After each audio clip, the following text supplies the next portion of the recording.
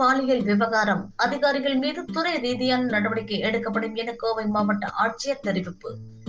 தேசிய ஊட்டச்சத்து மாதம் செப்டம்பர் 1ஆம் தேதி முதல் 30ஆம் தேதி வரை கடைபிடிக்கப்படுகின்றது. இதில் கர்ப்பிணி பெண்கள் மற்றும் பிறந்த குழந்தைகளின் ஊட்டச்சத்து குறித்து பல்வேறு விழிப்புணர்வு நிகழ்வுகள் மேற்கொள்ளப்படும். இதனை முன்னிட்டு கோவை மாவட்ட ஆட்சியர் அலுவலகத்தில் மாவட்ட ஒருங்கிணைந்த குழந்தைகள் வளர்ச்சி திட்ட பணிகள் சார்பில் ஒருநாள் ஊட்டச்சத்து விழிப்புணர்வு கண்காட்சி நடைபெறுகிறது. இந்த கண்காட்சியை கோவை மாவட்ட ஆட்சித்தலைவர் கிராந்திகுமார் பாடி துவக்கி வைத்து பார்வையிட்டார். தொடர்ந்து செய்தியாளர்களுக்கு பேட்டி அளித்த மாவட்ட ஆட்சியர் ஊட்டச்சத்து மாதம் குறித்து இந்த மாதமும் முழுவதும் கோவை மாவட்டத்தில் பல்வேறு இடங்களில் விழிப்புணர்வு நிகழ்வுகள் ஏற்படுத்தப்படும் என தெரிவித்தார்.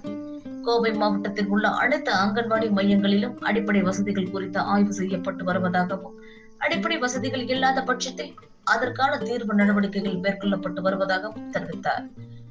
வால்பாறை பாலியல் விவகாரம் தொடர்பான கேள்விக்கு பதிலளித்த மாவட்ட ஆட்சியர், இது குறித்து துறை ரீதியாக ஆய்வு மேற்கொள்ளப்பட்டதில் குற்றம் சாட்டப்பட்ட நபர் மட்டுமல்லாமல் மேலும் 4 பேர் மீது புகார் தெரிவிக்கப்பட்டதாகவும், அந்த புகாரின் அடிப்படையில் வழக்கு பதிவு செய்யப்பட்டு அவர்கள் கைது செய்யப்பட்டு இருப்பதாக தெரிவித்தார்.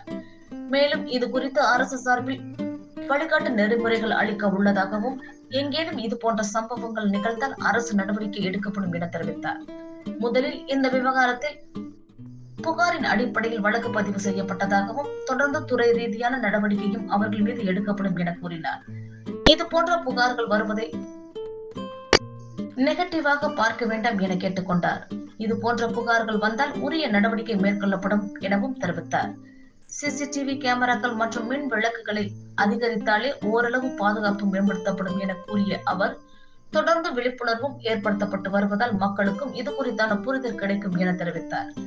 மேலும் இது போன்ற குற்றங்கள் நிகழாமல் இருப்பதற்கும் அவ்வாறு ஏதேனும் நிகழ்ந்தால் அது சம்பந்தமாக நடவடிக்கை எடுக்கப்படும் என தெரிவித்தார். பங்களாதேஷ் பகுதியில் இருந்து சிலர் சட்ட விரோதமாக கோவைக்கு வருவதாக புகார்கள் எழுப்பப்படுவது குறித்தான கேள்விக்கு அரசிடம் இருந்து வழிகாட்டு நெறிமுறைகள் வந்தால் அதற்கான நடவடிக்கைகளும் மேற்கொள்ளப்படும் என தெரிவித்தார்.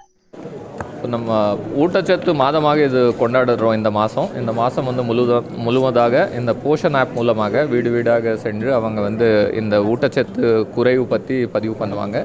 இதில் ஏதாவது இன்டர்வென்ஷன் தேவைப்பட்டால் கண்டிப்பாக கொடுப்போம். நம்ம பல்வேறு வகையான இந்த விழிப்புணர்வு கொடுக்கறதுக்கான நோக்கம் வந்து இந்த கர்ப்பிணி பெண்களும் மற்றும் குழந்தைகள் பிறந்தது முதல் 3 வருஷம் வரை அந்த குழந்தைகளுக்கு நல்ல சத்து கிடைச்சால் அவங்களோட டெவலப்மெண்ட் அவுட்கம்ஸும் நல்லா இருக்கும்.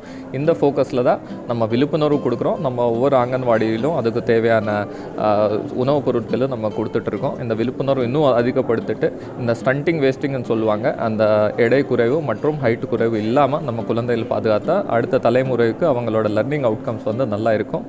நம்ம இன்ஃப்ராஸ்ட்ரக்சரும் டெவலப் பண்ணிகிட்ருக்கோம். நம்ம மாவட்டத்தில் உள்ள எல்லா அங்கன்வாடி சென்டர்ஸும் நம்ம கணக்கு எடுத்துகிட்டு அதில் இருக்கிற இந்த தண்ணி கனெக்ஷனு, இபி கனெக்ஷன் இல்லாமல் இருக்குது, டாய்லெட் இல்லாமல் இருக்குது, அது எல்லாமே படிப்படியாக சரி பண்ணிட்டு வந்துட்டுருக்கோம். இன்னும் மெயின்டெனன்ஸ் தேவைப்படுற இதுக்கு வந்து முன்னாடி வந்து லோக்கல் பாடி மூலமாக பண்ண முடியாத, அர்பன் லோக்கல் பாடிஸ் மூலமாக பண்ண முடியாத சூழ்நிலை